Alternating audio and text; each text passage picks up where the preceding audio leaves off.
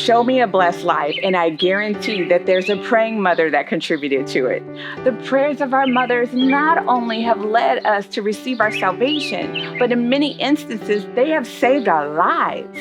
Listen to the pivotal moment where Lynette Shakespeare faced a life-threatening situation, and it was the power of her praying mother that brought her through it. Well done, Mrs. Shakespeare. And while I'm at it, thank you to all of the godly mothers for your guidance, for your strength, and for your steadfast prayers.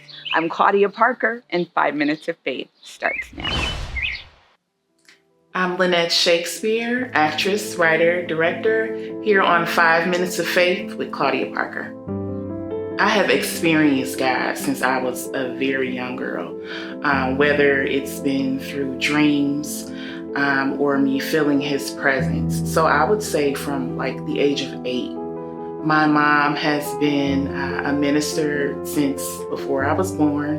So growing up in church, going to multiple services, but I'm very grateful for my upbringing, very grateful for a mother, aunts, different people around me who are people of intercession, people of prayer, people of praise, who have really girded me up.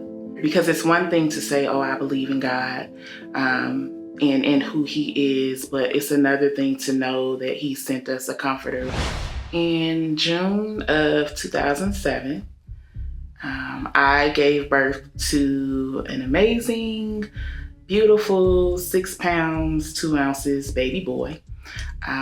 Of course, he was healthy. Everything came out okay with him, and we stayed in the hospital for, like the average, 2 days. 2 days after I got home with him, I started to experience severe pain in my side. And I asked my mom to take me to the emergency room. She took me, and I was diagnosed with a urinary tract infection. They sent me home, gave me medicine. I wasn't getting better. I was getting worse. And so we got home, and after about 2 more days of pain, I told my mom, I need to go back. Something is wrong.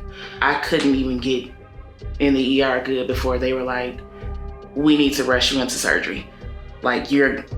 You're almost gonna die. We need to get you into surgery. My left kidney was severely infected. Started to cut off my breathing because it had ballooned 3 times the size. Of course, a 20-year-old, you're not making decisions like, okay, if I die today, what happens with my baby? Who's gonna take care of him? Just having all of that in my head and being wheeled into the operating room, I can only remember just crying and calling on Jesus. So not only did they have to remove my kidney, but they had to remove 2 ribs as well. The last thing I remember before I went under was literally calling Jesus. And then as I woke up, hearing the prayers and the moanings of my mom, right, praying over me, and just thank you, Lord, for bringing my baby through. That's how I know God is real. I'm so grateful for my mom and for her prayers and for the example that she has been in my life. So just growing into the woman that I've become, I've learned to appreciate her so much more. I think that having a praying mother, praying grandmother, praying friends that intercede for you and believe God for you, even when you can't believe for yourself, is so important because we're not an island. We can't do it on our own. We need people who can see past what we see in that moment to really bring us through with the help of God.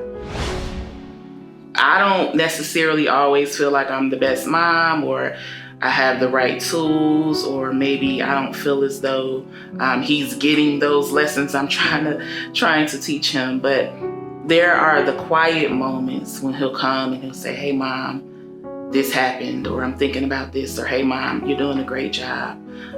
Just kind of knowing that God didn't leave me here without help. He didn't leave me here without having the ability to discern and to parent the best way possible. And I know it started with faith, right? It starts with faith and believing that God has equipped me. He has equipped us with all the tools that we need to be the best parents, the best mothers, fathers, the best person that we can be if we would just lean in and rely on Him.